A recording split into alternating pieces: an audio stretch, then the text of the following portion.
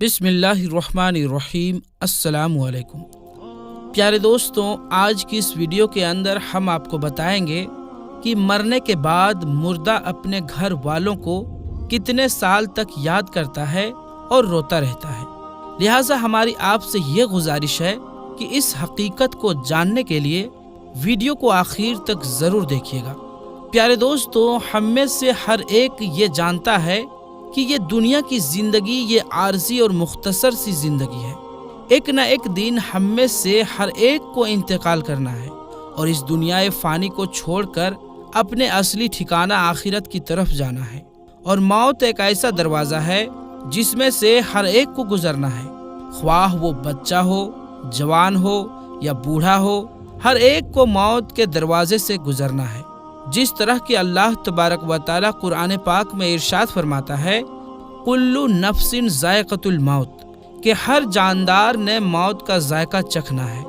प्यारे दोस्तों, दुनिया और आखिरत के बाद एक और आलिम है जिसको हम आलम बरज़ख कहते हैं। मरने के बाद और क़यामत से पहले तमाम जिन्नों इंस की अरवाह को हस्बे मुरातिब इसमें रहना होता है और रूह कहीं भी हो जिस्म के साथ इसका ताल्लुक रहता है।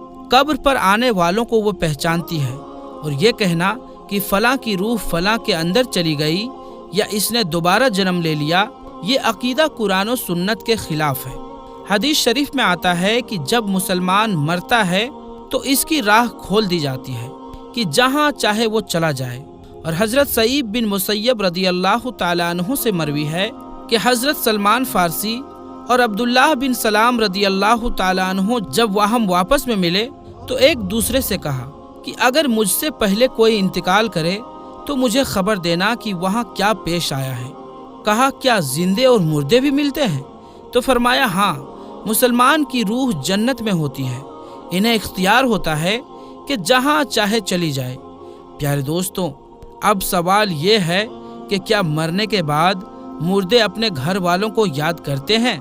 जब किसी इंसान का इंतकाल होता है तो मरने वाले शख्स को ये मालूम होता है कि हम इस दुनिया से मुंतकिल होकर इस दुनिया में यानी कि आलम बरज़ख में आते हैं और इसको ये सारी चीज़ें याद होती है कि हमारा घर है, हमारा मकान है, रिश्तेदार हैं, अजीज़ो अकारिब हैं और हमारे बहन भाई भी हैं और हमारा एक फैमिली है। और यहाँ तक कि जब इस मुर्दे की रूह निकल जाती है और उसको दफनाया जा रहा होता है तो फिर उस वक्त वो मुर्दा अपनी आंखों से सारी चीजें देख रहा होता है, यानी कि उसकी रूह तमाम चीजों को देख रही होती है और इसको पता होता है कि अब हमें कफन पहनाया जा रहा है और अब हमारी जनाजे को उठाया जा रहा है।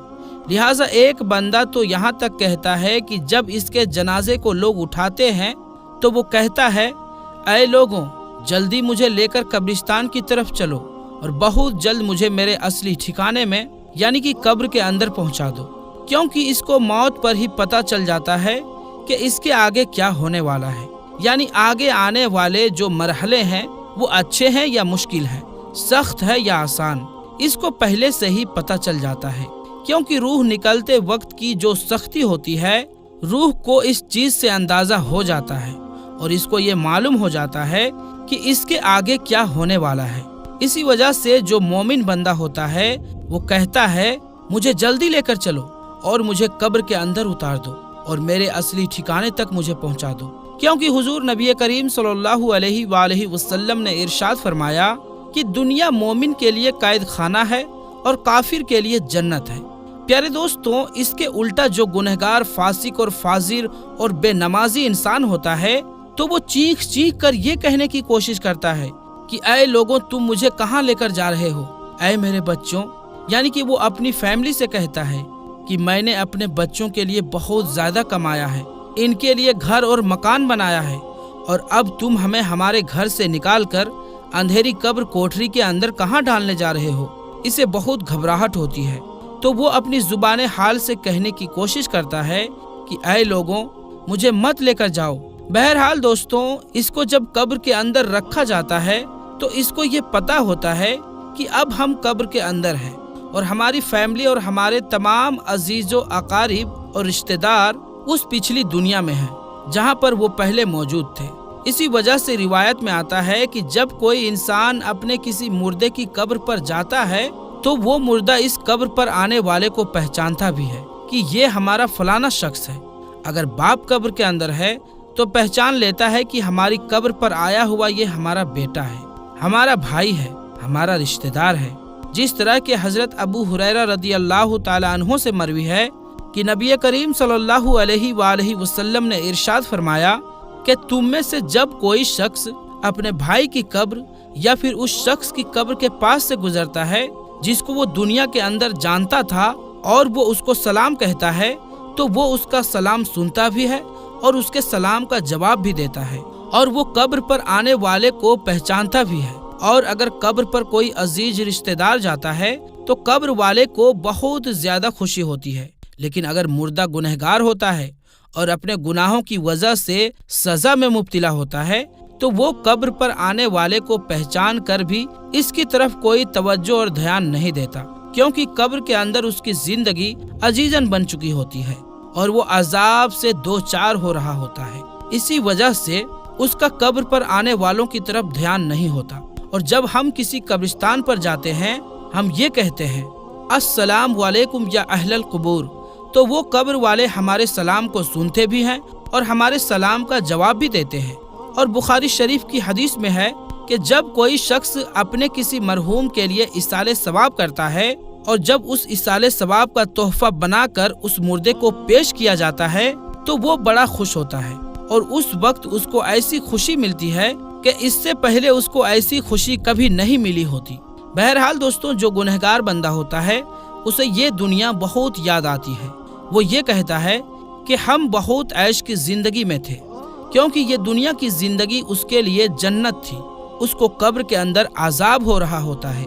इसी वजह से वो अपनी दुनिया की जिंदगी को याद करता रहता है, क्योंकि दुनिया की जिंदगी में उसको सुख था और दुनिया के इस जिंदगी के अंदर वो इस तरह के आजाब में मुब्तला नहीं था। इसी वजह से गुनहगार शख्स दुनिया की जिंदगी को याद करता रहता है और अपने घर वालों को याद करता रहता है।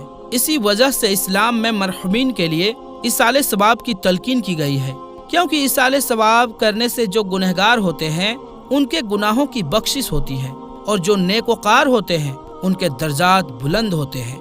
लिहाजा हमें हर हाल में अपने मरहुमीन को याद रखना चाहिए और इनके इसाले सवाब का एहतमाम करना चाहिए। और हमें चाहिए कि जब हम इस्तिग़फ़ार करें तो हम अपने लिए ना करें, बल्कि अपने इस्तिग़फ़ार में हम अपने तमाम अजीज़ व अकारिब, रिश्तेदार, मरहुमीन को भी शामिल रखें।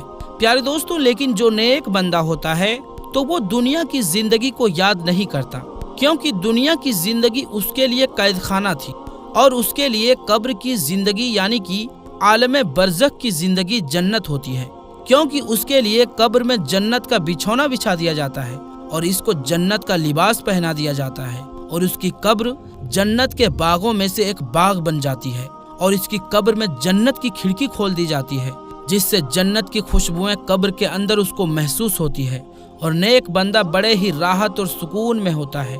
इसी वजह से उसको दुनिया की और अपने घर वालों की किसी किस्म की कोई टेंशन और फिक्र और परेशानी नहीं होती, क्योंकि अब वो अपनी उस जिंदगी में होता है जिसके अंदर उसको राहत और सुकून होता है और जिसके अंदर उसको हमेशा हमेशा रहना है, और वो इसी में खुश होता है, क्योंकि वहाँ पर उसको किसी किस्म की कोई दुख परेशानी और तकलीफ नहीं होती, बल्कि उसके लिए राहतें ही राहतें होती है। और जो गुनहगार बंदा होता है उसको ये दुनिया बहुत याद आती है और वो कब्र की बहिश्तों से बहुत परेशान होता है। बहरहाल प्यारे दोस्तों, जो असल चीज़ है वो अमल है। जिस तरह के अल्लामा इकबाल रहमतुल्लाहि ताला अलैहि इरशाद फरमाते हैं कि अमल से बनती है जिंदगी, जन्नत भी और जहन्नुम भी। ये खाकी अपनी फितरत में ना नूरी है ना नारी। अमल पर ये सारी चीज़ें हैं। अगर इंसान के अमल अच्छे हैं तो मौत से अच्छे कोई मैसेज नहीं, और अगर इंसान के अमल ख़राब हैं तो मौत से बुरा उसके लिए कोई पैगाम नहीं। इसी वजह से अल्लाह तबारक व तआला कुरान पाक में यूं इरशाद फरमाता है, तर्जुमा, तुम अपने रब से गिड़गिड़ा कर और आहिस्ता